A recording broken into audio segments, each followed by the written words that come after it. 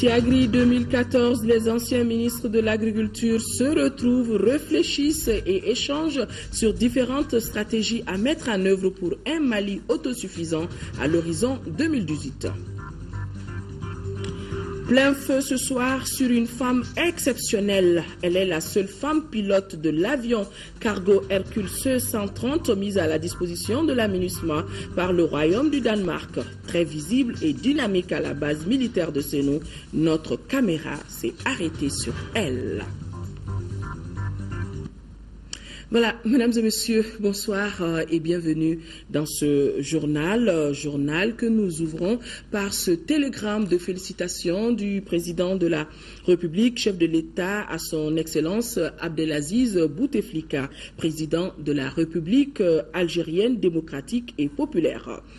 Le libellé donc de ce télégramme, c'est avec un réel plaisir que j'ai appris votre brillante réélection à la magistrature suprême de votre pays. Le choix porté de nouveau sur vous pour assumer cette noble et délicate mission est un hommage à vos qualités exceptionnelles d'homme d'État et de patriote qui œuvrent inlassablement pour l'avènement de la démocratie et un meilleur devenir de son pays. Je voudrais saisir cette opportunité pour vous réitérer ma constante disponibilité à œuvrer au renforcement des relations d'amitié et de fraternelle coopération existant si heureusement entre nos deux pays.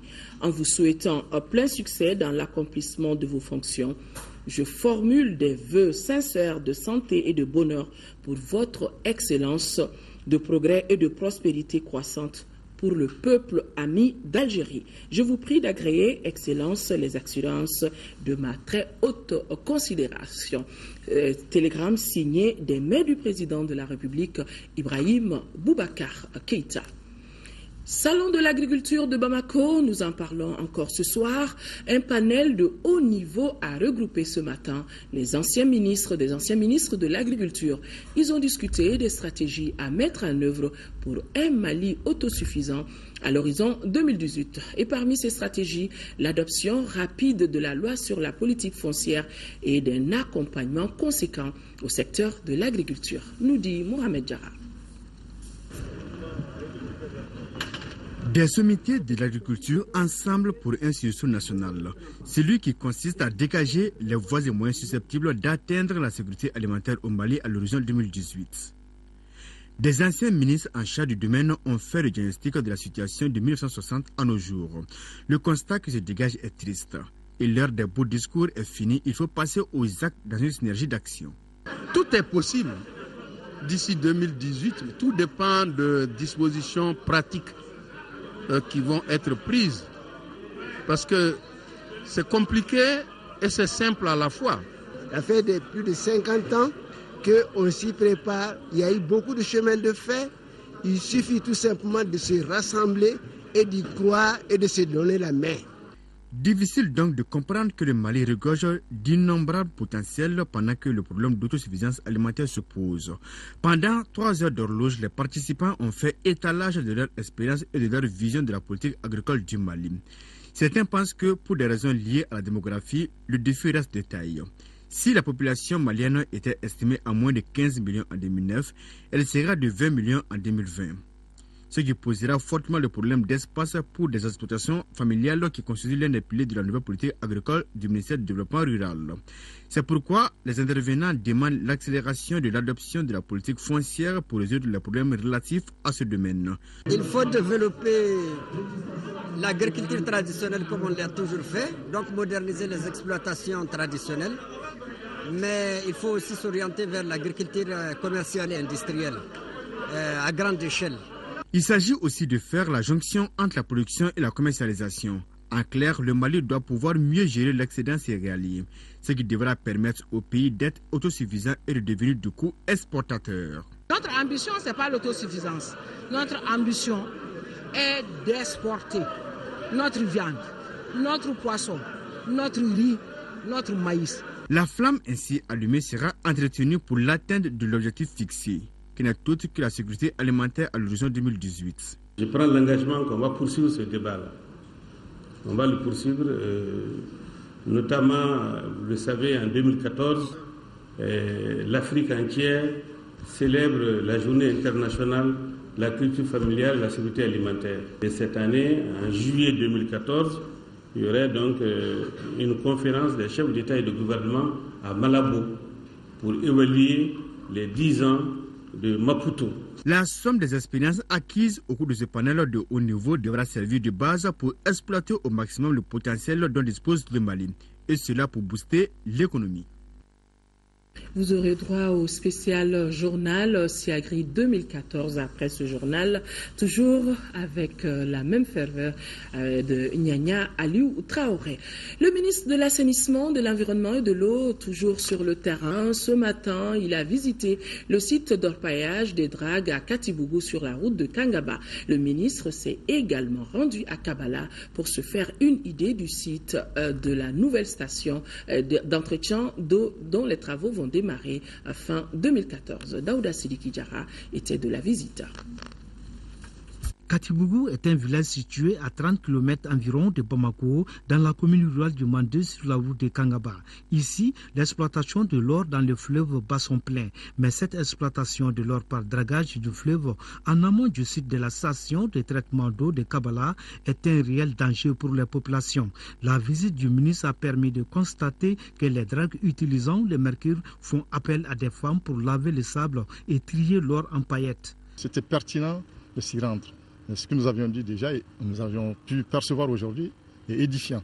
La pauvreté n'exclut pas l'inaction. Nous savons qu'il y a des populations qui organisent leur survie, mais quand c'est source de dégradation, la dégradation met en péril la survie de la plupart de nos concitoyens et parmi nous les plus vulnérables. Mais là, ça va au-delà, parce qu'une station qui va coûter près de 70 milliards risquera d'être arrêtée. Alors on ne peut pas se permettre de remettre en cause un projet qui a eu déjà un cycle de planification, d'élaboration, un cycle assez long. Les propriétaires exploitants de dragues n'étaient pas sur place au passage du ministre. Abdoulaye Idrissa Maïga s'est entretenu avec les populations sur la problématique de pollution du fleuve et les dangers du mercure. C'est clair que par une démarche de sensibilisation, de dialogue que nous allons promouvoir, nous allons revenir très rapidement vers cette communauté d'orpailleurs et leur indiquer le chemin à suivre. Les parlementaires qui ont accompagné le ministre lancent un appel aux exploitants pour qu'ils arrêtent leurs activités. Le message que nous avons en tant qu'élus, c'est de sensibiliser les populations, de leur dire que l'existence de l'État dépend d'eux, de leur comportement. La visite de terrain a conduit les ministres sur le site de la future station de traitement d'eau de Kabala. Cette station traitera 144 000 mètres cubes d'eau par jour et coûtera 70 milliards de francs CFA sans les autres réseaux de branchement. Le ministre a visité l'actuelle station d'eau qui produit 18 000 mètres cubes d'eau par jour. Elle fonctionne il y a un mois de cela. Une fois n'est pas coutume, sport athlétisme, après 2 ans d'absence, le Grand Prix de Bamako est de retour. La 13e édition se déroulera demain au stade Modibo Keïta. Les athlètes d'une dizaine de pays prendront part à ce meeting. Avant le jour J, le ministre des Sports a rendu visite à l'ensemble des délégations participantes à l'événement. Et l'occasion était aussi bonne pour le ministre Ousseynou Guindo de visiter la session de formation des arbitres de volleyball. Abdul Karim Kabar, compte rendu. En prélude de la 13e édition du Grand Prix CA de Bamako d'athlétisme, le ministre Ousseynou Amion Guindo a rendu visite aux athlètes nationaux et internationaux. Objectif, encourager les uns et souhaiter la bienvenue aux autres. Avec les athlètes maliens, le premier responsable des sports n'a pas manqué d'expliquer la politique du gouvernement aux jeunes. Pour Ousseynou Amion Guindo, la meilleure façon de sanctionner la faute, c'est de récompenser les mérites. Le ministre Guindo, avant de remercier toutes les délégations, ajoutera que toutes les disciplines se valent, même si certaines drainent d'humour. C'est vraiment venir dire aux athlètes, au volleyball, que le gouvernement est avec eux aussi. Nous avons toujours eu l'impression que c'était des disciplines oubliées par le département. Donc c'est venir les rassurer, comme quoi aujourd'hui il y a un ministère des Sports et que le ministère, le gouvernement est disposé à accompagner tous les sports. Donc pas simplement le football, bien que ce soit le sport le plus populaire au Mali, mais pour que les autres aussi puissent être populaires, ils ont besoin d'être accompagnés et ils ont besoin de se faire connaître. Pour partager sa vision du développement des sports et s'enquérir de leurs attentes et préoccupations, le ministre Hussein Amion Guindo est allé voir les arbitres de volleyball en formation. Il a félicité les acteurs et réitéré son engagement à aider toutes les disciplines. Le ministre Hussein Amion Guindo a saisi cette occasion pour rencontrer les responsables du stade du 26 mars. Les échanges ont porté sur les conditions d'entretien des infrastructures. Le président de l'Assemblée nationale, vu la Constitution, vu la loi numéro 97-001 du 13 janvier 1997, décide, article 1er, les membres de la Haute Cour de justice sont convoqués en réunion demain mardi 22 avril à 10h dans la salle Awa Keita de l'Assemblée nationale. L'ordre du jour porte sur l'élection du bureau de l'institution. La présente décision est importante et elle sera publiée au journal officiel. La coalition de soutien aux actions gouvernementales de Moussa Mara a organisé un point de presse. L'objectif visé par les membres de la coalition, c'était d'informer l'opinion nationale et internationale de leur volonté à soutenir les actions du gouvernement Moussa Mara. C'était encore une fois au cours d'un point de presse tenu au carrefour des jeunes de Bamako en présence de notre reporter Lamine Keita. Pour les membres de la coalition de soutien aux actions gouvernementales, Moussa Mara est l'homme du changement auquel aspirent les Maliens. D'où cette initiative de les soutenir. L'objectif est d'abord de pouvoir relever ces défis qu'endosse la jeunesse malienne aujourd'hui, parce que cette nomination du Premier ministre est une responsabilité de la jeunesse entière. Et l'objectif est de l'aider à réussir cette mission en l'accompagnant, en proposant aussi des idées par rapport aux axes qu'il a déjà proposés, comment est-ce qu'il va les appliquer, être en contact avec la population, dans le souci vraiment de relever ces grands défis qui fait face les pays aujourd'hui et qui est confié à la jeunesse malienne. Nous, dans ce soutien, nous voulons faire un travail de sensibilisation, aller à la rencontre de la population, nous imprégner des problèmes de la population, informer la population et relayer ces informations au gouvernement pour prendre des dispositions et satisfaire les besoins de la population.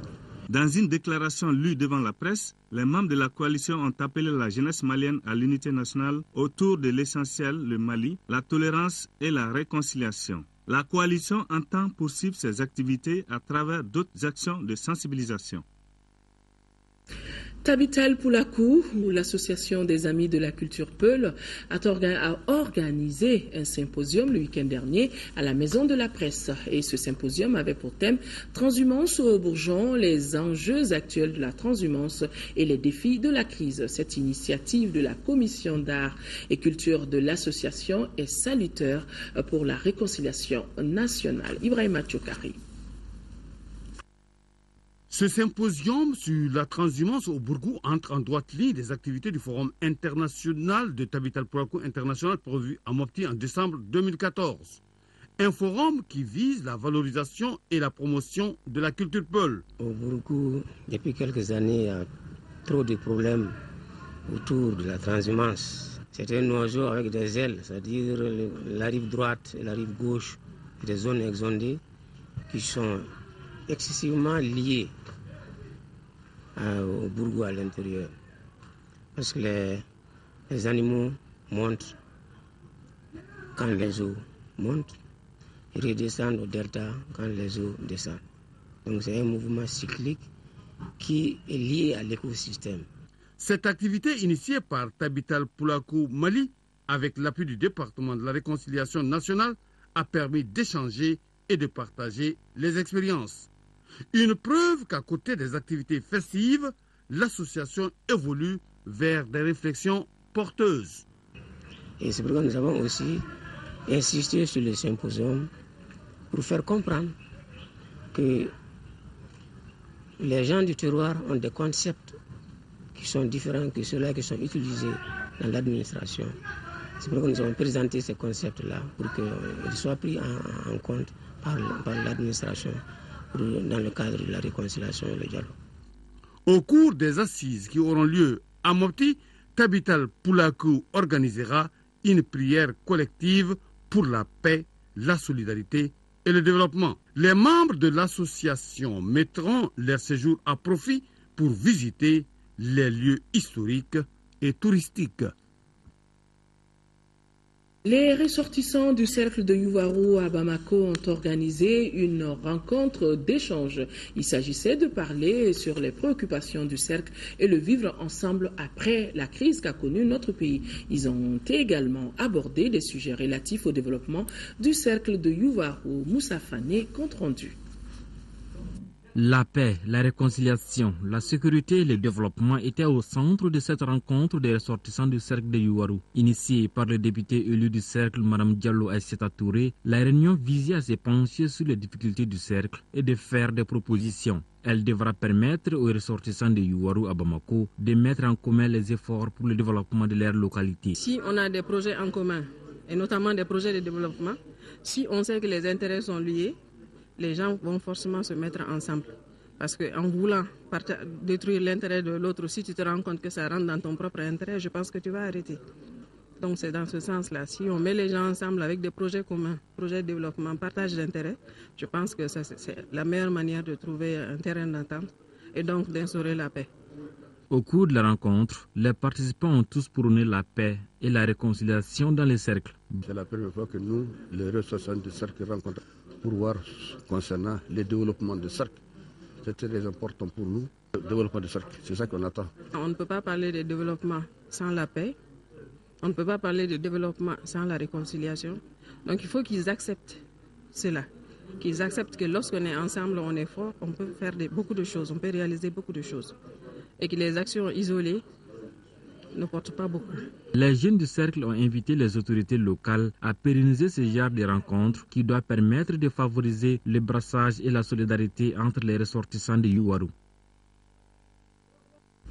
Une plateforme de la société civile dénommée Faso Dambé, porte-parole de la population malienne, est née en vue d'informer le peuple sur ses missions et donner beaucoup de visibilité aux actions en cours. Les responsables de la plateforme ont tenu ce matin à la Bourse du Travail une conférence de presse au cœur de leurs préoccupations, la culture de l'excellence et la sauvegarde de nos valeurs ancestrales. Un reportage de Théophile Fademba Keita. Un pays ne saurait prétendre au développement escompté sans le dévouement et l'engagement de sa population. C'est consciente de cela que la plateforme de la société civile Faso Dambé se fixe comme mission première le rassemblement des forces vives de la nation avec à la clé le renforcement de l'esprit patriotique de l'ensemble des concitoyens. Tout le monde sait dans le pays ce qui est à la une et nous avons trouvé que la solution c'est chercher à unir tous les Maliens de tous bords, qu'on cesse tout ce qui est partisan ou politique ou tout ça là, on abandonne tout ça pour aller ensemble. C'est avec ça qu'on peut faire ce Mali, pour que le Mali soit digne.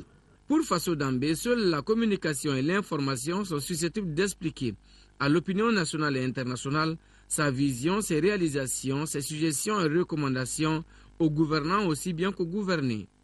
La plateforme de la société civile Faso Dambé a été créée le 6 juillet 2012 à Bamako.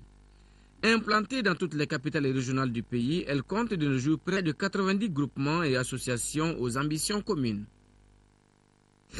Nous arrivons à la page portrait de ce journal. Femme exceptionnelle, on le rappelle, le Royaume du Danemark a mis à la disposition de l'amunissement un avion cargo Hercule C-130 et un contingent de 40 militaires dans le cadre de la sortie de crise de notre pays. Et parmi les pilotes et techniciens de cet appareil militaire, une femme pilote. Cette femme exerçant un métier traditionnellement masculin passionne du coup les médias et c'est ainsi que notre équipe de reportage avec en tête Garibou Pérou revient de l'aviation militaire de Bamako-Sénou où elle a pu voir la femme pilote à bord de cet avion cargo. Suivons son portrait.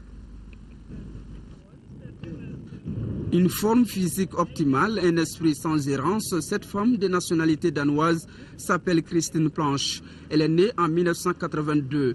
Le corps et l'esprit de lieutenant Planche sont marqués par le désir de vivre en pesanteur. Pilote, Christine a effectué 650 heures de vol uniquement sur cet appareil Hercule C-130. Il est 10h à Bamako, chez nous. Christine rencontre l'équipe technique qui la rassure de l'état de l'appareil. Mais ici, la confiance n'empêche pas le contrôle. La voilà, elle inspecte avec rigueur l'appareil. Cette étape terminée, nous sommes dans la cabine de pilotage. Elle saisit un classeur de plusieurs pages. C'est la documentation technique de l'appareil. Un chapitre concerne les lignes aériennes, un autre les équipements et un troisième les performances de l'appareil. Bamako Tower, United Nations 063 Papa, time is now 10:00. Is ready for departure from Bamako to Cairo. Le décollage est ainsi annoncé. L'affaire commence à devenir sérieuse. La concentration devient extrême. Elle observe ce qui se passe en face, à côté et par derrière. On sait bien sûr que le décollage, l'atterrissage et le parcours au sol sont les phases critiques d'un avion. Mais Christine reste toujours dans son sang-froid. Plusieurs fois, elle est passée au-dessus des nuages. Pendant une heure d'exercice, on découvre que piloter est quelque chose de magnifique. L'avion que nous avons, c'est un Hercule C-130, Super Hercule. C'est un avion très puissant, c'est le plus long, le plus vite, le plus fort avion de sa classe. Et il est capable de faire plusieurs sortes de missions. L'avion est capable d'atterrir sur presque n'importe quelle surface, sur des distances très courtes. Voler sur un appareil de ce type fait dresser les cheveux sur la tête. Le sens d'évaluation de la situation de notre commandant de bord est très élevé. Un constat qui montre que le processus de sélection d'agents navigants aériens est draconien et très ciblé. Il y a toujours les défis quand on vole. C'est pas comme dans une voiture où on peut garer à côté de la rue et laisser la voiture et continuer un peu après. Ce qui est intéressant avec les avions, c'est qu'il faut toujours réfléchir, il faut toujours maintenir la tête. Notre lieutenant Christine Planche n'est pas seulement pilote. Elle est candidate à l'Université des sciences politiques pour un bac plus 5. La confiance qu'elle a en ses capacités font d'elle une excellente pilote. Elle dompte depuis maintenant 10 ans du bout des doigts des avions. Elle a reçu plusieurs honneurs à l'arrivée. La femme peut donc bien et belle emprunter la route aérienne. Les femmes ne demandent pas plus, elles ont juste besoin qu'on leur fasse confiance. Fin de la formation de spécialisation des jeunes recrues qui ont été affectés au 36e régiment d'artillerie de Kati. Après leur formation de base, ces canonniers, servants-tireurs ont été aguerris et initiés au combat et au maniement des armes d'artillerie. À ceci, il faut ajouter l'observation des objectifs ennemis à travers des appareils optiques. Ils ont reçu leur certificat de fin de formation en présence du commandant de zone de la défense numéro 3, Daouda Sidiki Diarra. L'artillerie au cœur de la mêlée coordonne, délivre des feux et met en œuvre des moyens au profit d'une action d'ensemble dans les cadres interarmes. C'est pour prendre goût à la vie de l'artillère que ces soldats, après leur formation de base, ont suivi pendant 3 mois une formation de spécialité en artillerie. Cette formation a été sanctionnée par une évaluation et la remise d'attestation à ces désormais canonniers servants-tireurs du 36e régiment d'artillerie de Kati. La cérémonie qui nous réunit ce matin trouve sa justification dans l'immense chantier de formation et d'instruction entamé par nos plus hautes autorités pour accroître la capacité opérationnelle de nos unités. Le 36e régiment d'artillerie, portant sa pierre dans cette nouvelle édification, a fait son credo, la formation, préparant les différentes batteries de notre armée nationale aux différentes missions de tir de jour comme de nuit. En m'adressant à vous, servants de la pièce d'artillerie, au moment où vos feux d'appui sont les plus demandés sur les théâtres d'opération, je vous exhorte à davantage d'assiduité et d'habileté sur vos pièces. Autrefois, on envoyait les éléments en Union soviétique pour leur formation et tous ces éléments qualifiés sont partis à la retraite. Et c'est une opportunité pour nous de former nos propres éléments sur les armes que nous disposons. Ces canonniers servants-tireurs ont montré leur savoir-faire à leurs supérieurs en mettant en batterie une pièce de ZU-23 et un canon de gros calibre D-30. Ces canonniers ont su pour toujours qu'un artilleur est un homme d'équipe disponible, ouvert à celui qui l'appuie, rigoureux et toujours à l'affût d'initiative. Des moulins multifonctionnels, des moustiquaires imprégnés pour plus de 2 millions de francs CFA. C'est le don de la Fondation Orange Mali aux associations des femmes des bases aériennes 100 de Bamako et 101 de Sénou. La cérémonie, vous voyez sur ces images, la cérémonie de remise s'est déroulée à l'état-major de la base aérienne 100. Pour la Fondation Orange, il s'agit d'aider des femmes dans leurs activités quotidiennes, mais aussi leur permettre d'initier des activités génératrices de revenus. Le chef d'état-major de la base aérienne 100 et le porte-parole des bénéficiaires ont salué cet appui. Selon eux, ce geste doit permettre de contribuer à l'épanouissement des femmes et renforcer la cohésion sociale entre les femmes des différentes bases. La 4e édition de la journée des banques et établissements financiers du Mali, c'est du 16 et 17 mai prochain. L'association professionnelle des banques et des établissements financiers, initiatrice de cette journée, était face à la presse. Mamourou Sidibé était présent pour nous. Cette conférence de presse de l'Association professionnelle des banques et des établissements financiers du Mali, APBF, avait pour but d'échanger avec les hommes des médias sur la journée des banques et des établissements financiers du Mali. La 4e édition se déroulera sur 2 jours, les 16 et 17 mai prochains. Elle s'articulera autour des activités comme le salon des banques et établissements financiers, les conférences débats et la nuit des banques, selon le président de l'association. L'organisation de cette journée a pour objectif d'assurer une meilleure sensibilisation, la formation, l'éducation financière des populations, de façon à assurer une meilleure vulgarisation des produits et services bancaires sur l'ensemble du territoire national. Le deuxième objectif, c'est d'assurer une meilleure bancarisation de l'économie de façon à ce que nous puissions construire un système financier inclusif. C'est un objectif extrêmement important. Si l'on sait que le taux de bancarisation au Mali est de l'ordre de 12%, nous projetons de réaliser un taux de bancarisation de 20% à l'échéance du 31 décembre 2015. L'édition précédente s'est déroulée dans un contexte politico-sécuritaire au Mali, a rappelé le conférencier. C'est pourquoi la présente a retenu les effets de la crise sur l'économie malienne, le rôle des banques dans la relance économique comme thème. Parmi les réponses du conférencier aux nombreuses questions des journalistes, on retiendra cette volonté de faire de la banque la chose la mieux partagée, le rôle très important de la banque dans la relance de l'économie malienne. Une caravane pour la paix et l'unité nationale a été organisée par l'antenne de Gao de la Jeune Chambre internationale. La caravane a regroupé plusieurs centaines de personnes, dont des artistes, des hommes politiques, des leaders associatifs. Et chaque quartier de Gao a vécu des moments de gaieté avec le passage de cette caravane. Daouda Zoumana Traoré. Cette caravane qui a sillonné tous les quartiers de la cité des Askia a drainé autour d'elle une foule intéressée. Dans chaque quartier, la caravane grossissait et le spectacle augmentait en décibels avec l'artiste SBT et son groupe. Le côté culturel a surtout guidé les organisateurs pour la simple raison que Gao, privé de sa beauté culturelle, pendant plusieurs mois pouvait fêter dans la joie et dans l'allégresse. Après cette paix retrouvée, il s'agira de renforcer l'unité nationale. Aujourd'hui, les populations de Gao doivent se pardonner. Le Songo il ne peut pas vivre à Gao sans son Touareg. Le Touareg ne peut pas vivre sans son Ray. Et les deux aussi ne peuvent pas vivre sans leurs Alab et leurs Pile, et vice-versa. Donc aujourd'hui, que les gens le veulent ou pas, nous sommes obligés de s'entendre.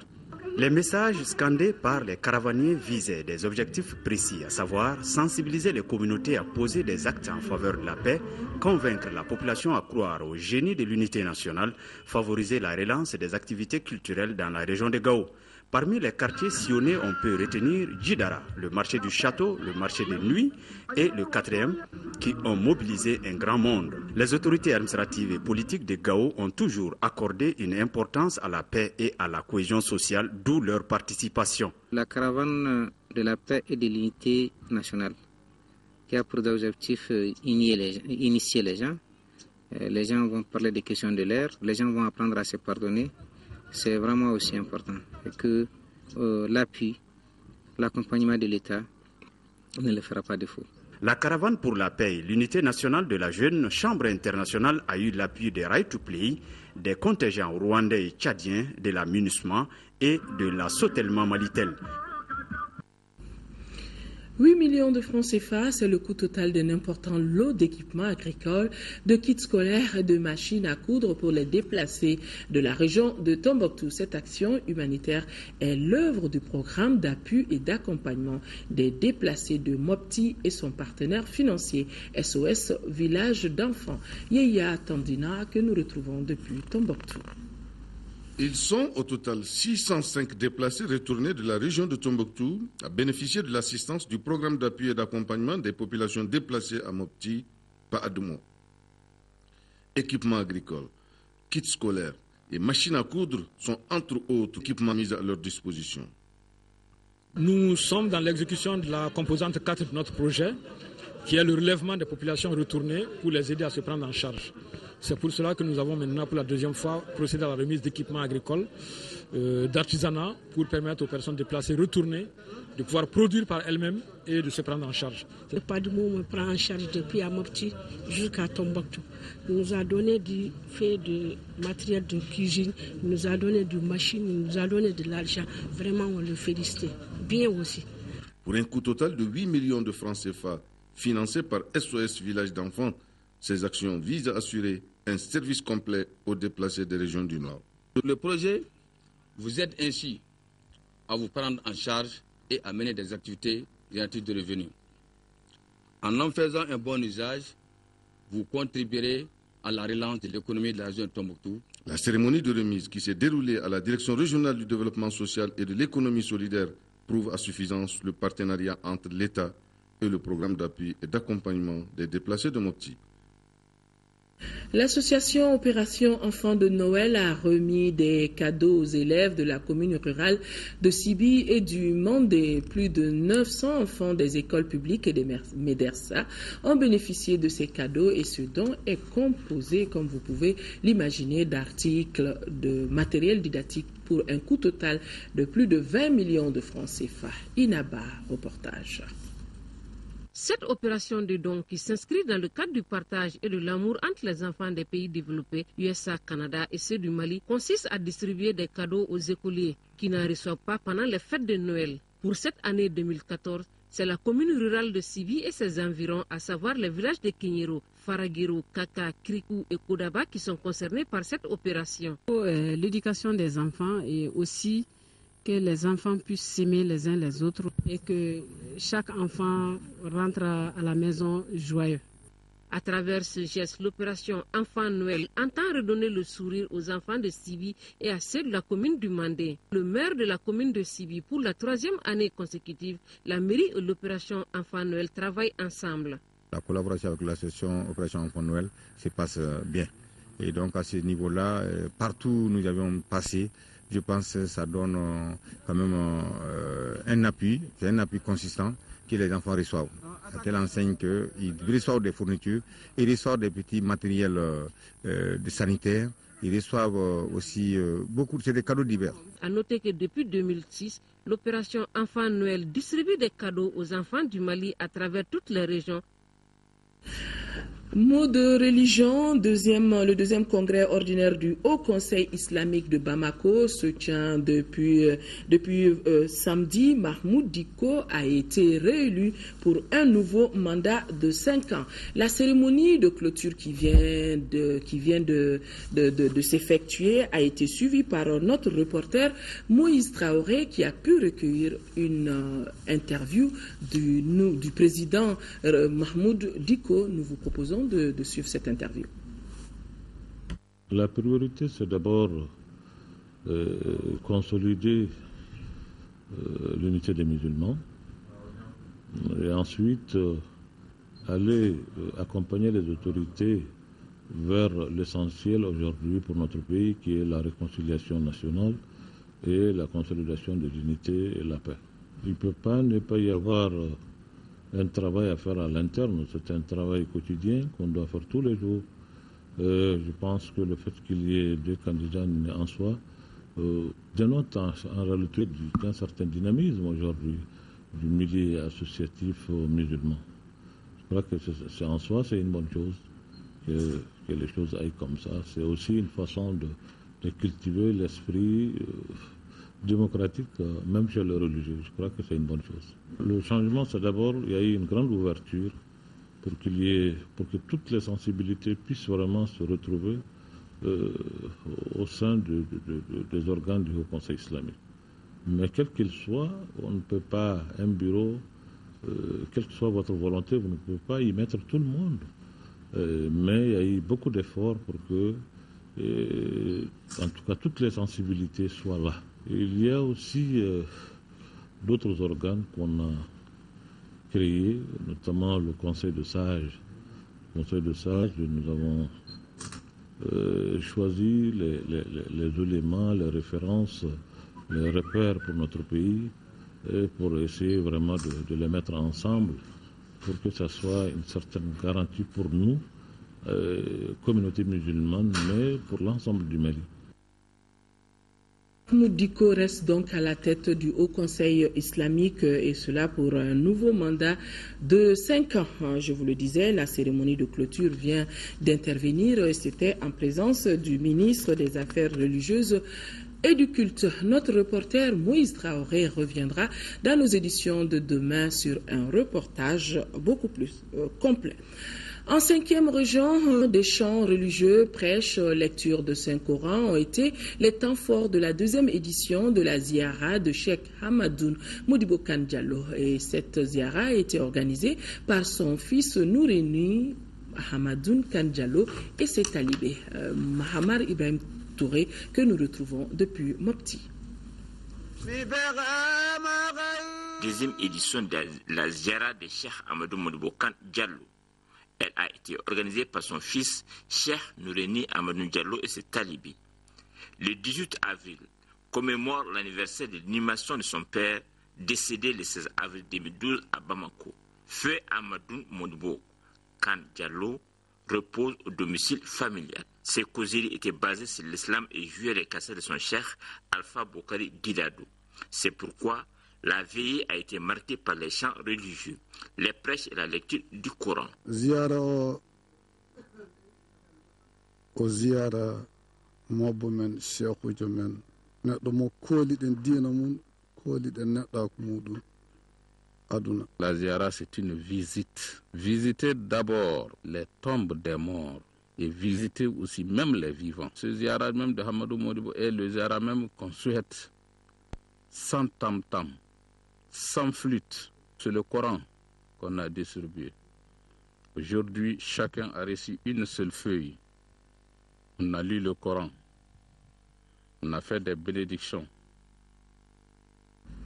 Nous revenons sur l'ouverture demain de la 13e édition du grand meeting d'athlétisme ici à Bamako. Donc la 13e édition qui réunit une dizaine de pays. Les détails avec la présidente de la Fédération malienne d'athlétisme. Elle est au micro de Amara Malé Diallo. Le meeting, c'est un grand prix attribué au Mali et qu'on organise régulièrement depuis 13 ans maintenant. Mais vous savez, avec les événements survenus dans notre pays, ça fait 2 ans qu'on n'arrive pas à organiser cette compétition. Et cette année, c'est une reprise pour nous. Encore, la CA a eu confiance au Mali pour nous permettre d'organiser cette compétition. Mais il faut dire que le Mali a été quelque peu rétrogradé par le fait qu'il y a eu quand même 2 ans d'interruption de cette compétition. Et cette année, on peut dire que le gouvernement a beaucoup soutenu la fédération pour qu'on puisse tenir cette session. Donc c'est l'occasion pour moi de remercier le ministre des Sports, remercier tout le gouvernement pour avoir soutenu cette compétition. La compétition, c'est demain après-midi au stade Modibo Keïta. Et c'est l'occasion pour moi de lancer un appel à tout le monde, à tous les athlètes, à tous les sympathisants de l'athlétisme pour venir soutenir les grands athlètes qui vont venir ailleurs. Il faut signaler qu'il y a 10 pays qui seront représentés ici, en plus du Mali. Donc on aura des grands champions sur le plateau. Et donc c'est un plateau très relevé. On aura des athlètes qui viennent du centre de Dakar, du centre de Lomé et d'autres pays aussi. Nous sommes lundi, la chronique santé du jour porte sur un type de cancer de l'œil appelé rétinoblastome. Apparaissant au niveau de la rétine, les signes du rétinoblastome peuvent être perçus dès 3 mois. Au Mali, sa prise en charge se fait à l'IOTA et à l'hôpital Gabriel Touré. Le diagnostic précoce est la seule façon de sauver la vie de l'enfant présentant ce type de cancer rétinien. Focus Santé, une réalisation de Tchessira Emmanuel Dambélé.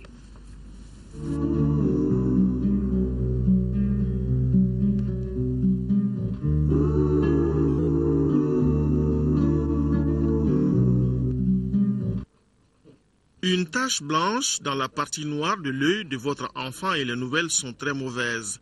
Cette tache peut désigner d'autres types de pathologies, mais dans la plupart des cas, elle est preuve d'un rétinoblastome évolutif. Le rétinoblastome est un cancer de la rétine chez l'enfant de moins de 5 ans. Les statistiques évoquent un cas de ce type de cancer sur 18 000 naissances dans le monde et notre pays n'est pas épargné. Nous avons 30 à 40 nouveaux cas par an, n'est-ce pas?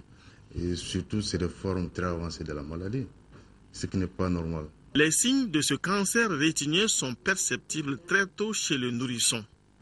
Déjà très précocement, on voit que l'œil dévie, c'est-à-dire il y a un strabisme. Ça veut dire que l'œil, la partie noire de l'œil est déviée soit vers l'extérieur, donc ça fait un strabisme divergent, ou l'œil va dévier vers l'intérieur, un strabisme convergent.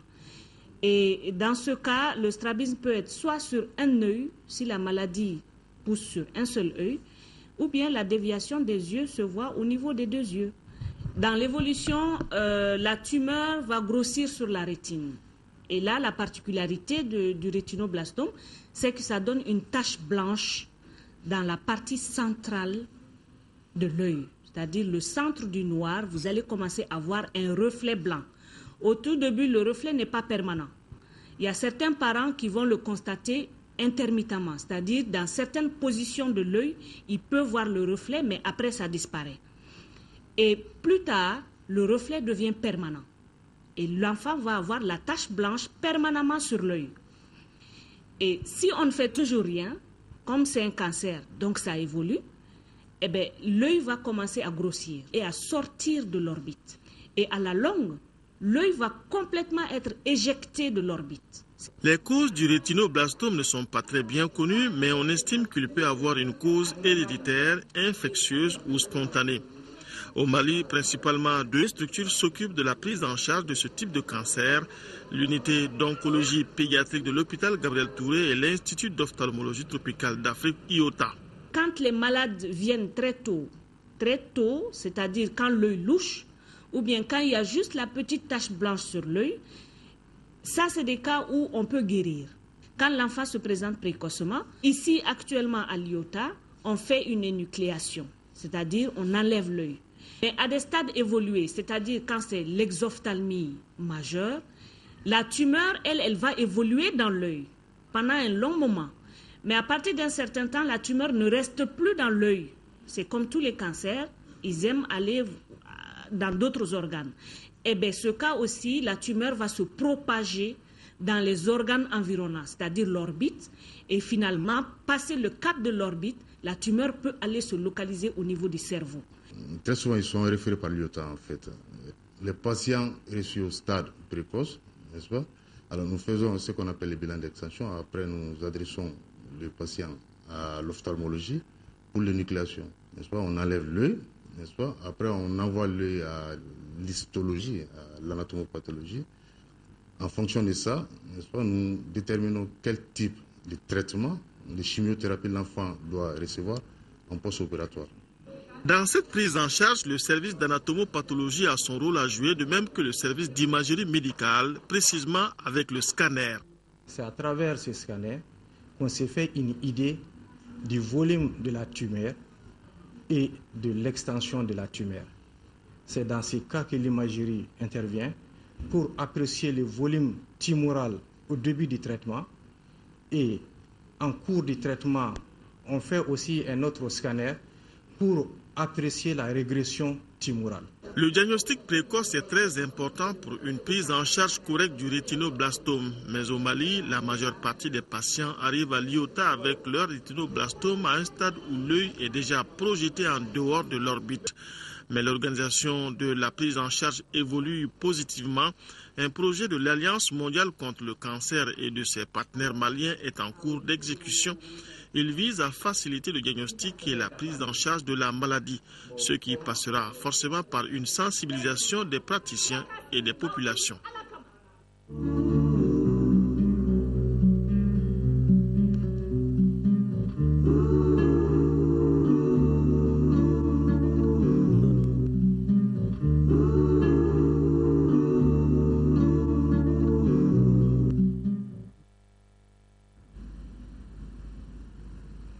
Voilà, mesdames et messieurs, ainsi allait l'actualité ce jour.